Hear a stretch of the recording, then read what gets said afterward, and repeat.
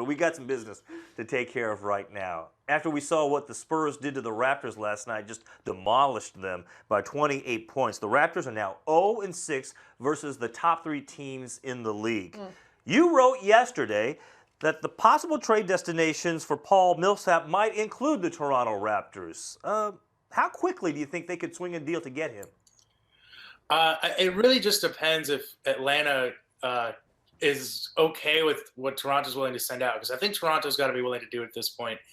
You know, the Raptors have been a very good Eastern Conference team for a few years now, but I think they know their ceiling. It's second in the Eastern Conference.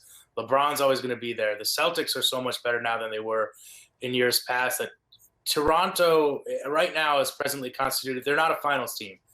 And you need great players to be a finals team. And as much as I like those role guys they have, Terrence Ross, Patrick Patterson, if you can package guys like that for someone like Paul Millsap, you just have to do it. You have to do it. You have to see if that's enough to get you past Cleveland.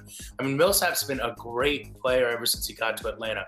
I mean, he shoots so well from the outside. He can take you down on the block. He plays great team defense. I mean, he's everything you'd want on your team. I think Toronto would be willing to do that trade today. I really do. I'd be shocked if they don't see the value in adding an all-star caliber player in Millsap.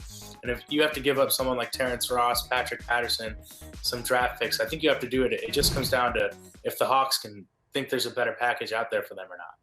How about a team that really should jump in on the sweepstakes for Paul Millsap? So this one's a little bit of a pipe dream, in my opinion. It's someone who I personally want to see hop in, and that's the Oklahoma City Thunder. We've heard trade rumors, from them before. Maybe they're looking at someone like Rudy Gay. They're still a little unsettled at that power forward spot. I like what Sabonis has brought to that team, and he could be a long-term option. But when you have a guy like Russ in there, you don't want to waste his prime. You don't want to take too long to rebuild. I mean, the next thing you know, it's just gone in a snap. And, he's someone who's entering his prime. He deserves to play for a contender. If you can get someone like Paul Millsap in there, you're looking at a new kind of big three, so to speak, of Russell Westbrook, Paul Millsap, Steven Adams. You have Victor Oladipo.